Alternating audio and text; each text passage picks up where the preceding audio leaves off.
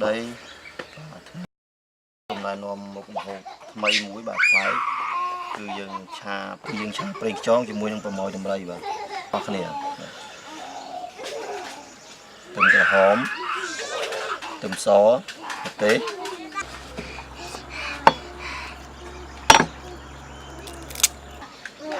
prey trángទឹកស៊ីអ៊ីវនិងទឹកត្រីទុំសច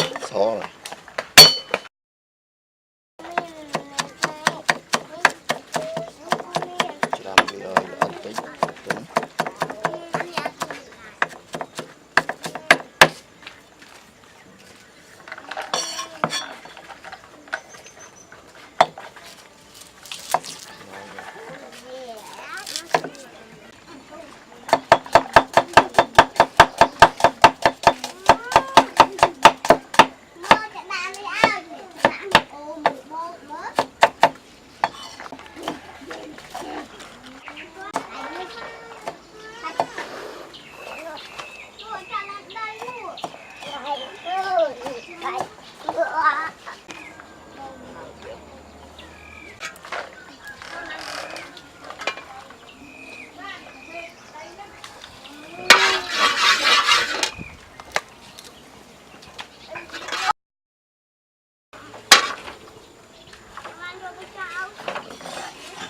tiếng đậm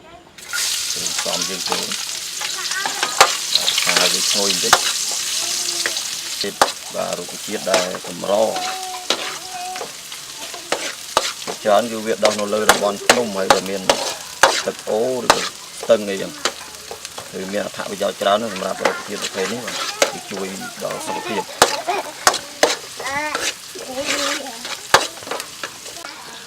bây giờ đạn tịt nó vào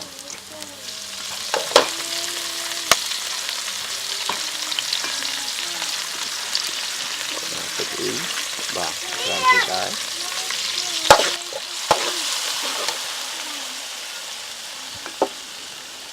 mau dùng phao prey chong vào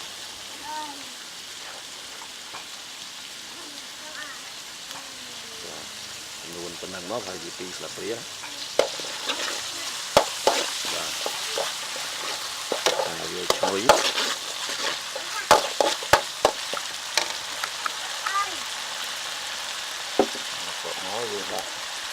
bạn có số và chật mùi sập riêng bạn nó bao nhiêu pra tại mặt tây đấy bạn trồng sập riêng và những sao súp và trồng sập riêng đấy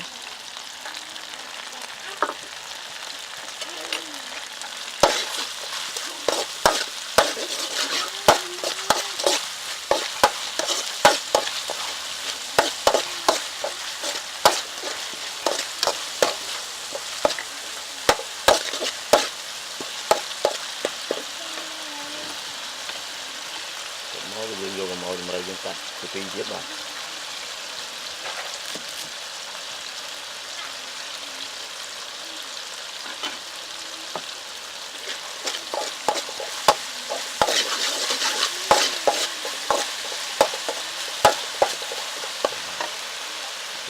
ngồi giấy dân đặt và mồi đầm rầy chối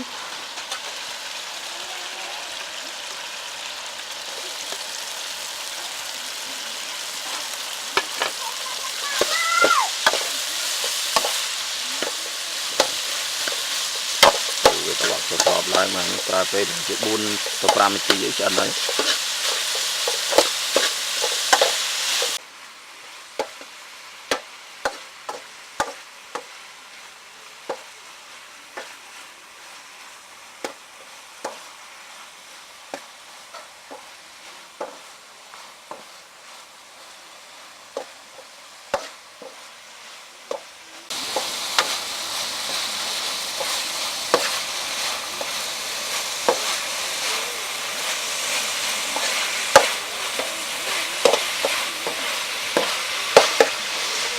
lần chặt đất